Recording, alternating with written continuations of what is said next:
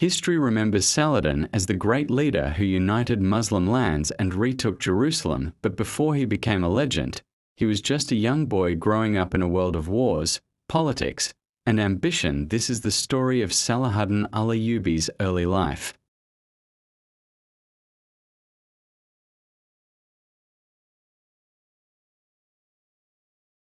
In the dead of night, in the year 1138, a desperate family fled the fortress of Tikrit. Behind them lay the comforts of a prestigious military life. Ahead lay total uncertainty. Among them was a newborn baby.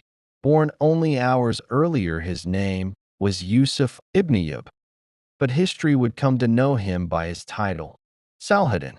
Few legends begin with such a catastrophic defeat. Saladin's father, Najm ad-Din Ayyub, was the warden of this strategic castle. He was a respected Kurdish commander. But hours before Saladin's birth, a violent clash shattered their peace. A man had insulted a woman's honor within the castle walls. To avenge the insult, Saladin's uncle, Shirkuh, drew his sword and killed the offender. The regional governor could not overlook this bloodshed. He ordered the family exiled immediately. With a newborn baby in their arms, the Ayyubid clan stepped into the dark night. Hunted and homeless, it was an omen of a life that would be forged in conflict. But destiny had other plans for the exiled family. The Ayyubid clan possessed a rare commodity in the fractured medieval Middle East: military competence and absolute loyalty. They fled west toward the territory of Imad ad-Din Zengi, the powerful Turkish ruler of Mosul and Aleppo. Zengi remembered a crucial favor. Years earlier, Saladin's father had saved Zengi's life during a military retreat across the Tigris. In the brutal politics of the 12th century, such deaths were rarely forgotten. Zengi welcomed the refugees with open arms. In 1140, Zengi captured the ancient, strategic city of Baalbek. He needed a governor he could trust implicitly with its massive Roman fortress. He chose Saladin's father, Ayyub. Almost overnight, the exiled family went from homeless refugees to rulers of one of the most vital outposts in the Levant. It was here, among the towering stone pillars of Baalbek, that Saladin spent his earliest childhood years. When Saladin was roughly 8 years old, his family moved to Damascus, the jewel of the Islamic world. Following Zengi's assassination, his brilliant son, Nur ad-Din, took power. Nur ad-Din united the region and made Damascus his capital. Saladin's family became his most trusted advisors. Growing up in Damascus changed Saladin forever. It was a city of immense wealth, profound spirituality, and high culture. Unlike typical medieval warlords, Saladin was not raised solely for the battlefield. His father ensured he received a world-class education. The young Saladin immersed himself in studies.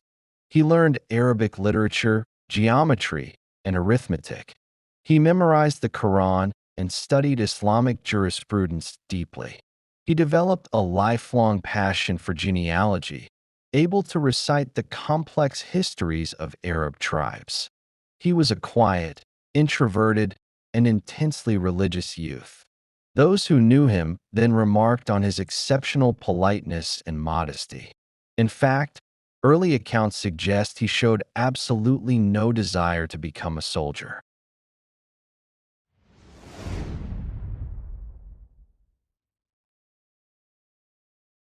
While Saladin studied theology, the world around him was burning. The First Crusade had torn through the region 4 decades earlier, leaving bloody massacres in its wake. European knights had established the Crusader states, including the Kingdom of Jerusalem, right in the heart of the Levant. Saladin. The Crusaders were not a distant threat. They were a daily reality. Damascus was constantly at war or negotiating truces with the Christian kingdoms just a few miles away. Saladin watched his mentor, the Sultan Nur ad-Din, implement a grand strategy. Nur ad-Din realized that the Muslims could never defeat the Crusaders while they were divided into squabbling factions.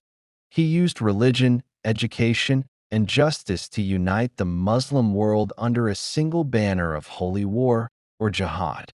Saladin watched this political and spiritual unification firsthand.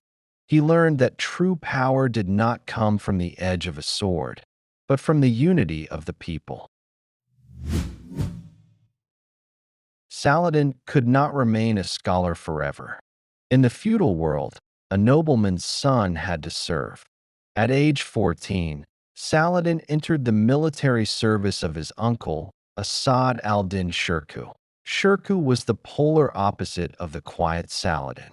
He was a legendary, terrifying warrior, short, stout, one-eyed, and famous for his ferocious bravery on the battlefield. Yet, he saw something special in his quiet nephew. Shirkuh took Saladin under his personal wing, appointing him as his military aide.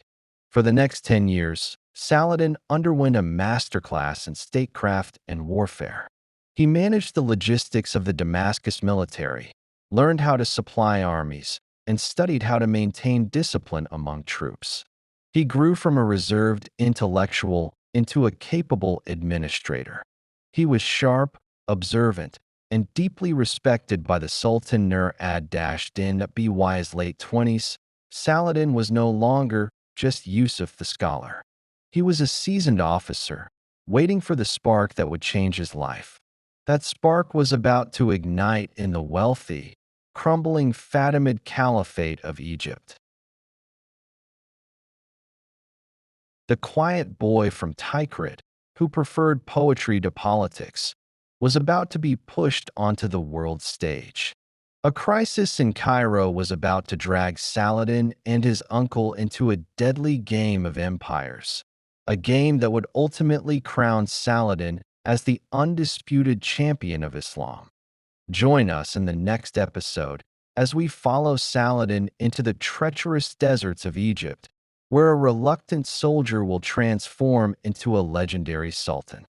The young Salahuddin was not born a conqueror.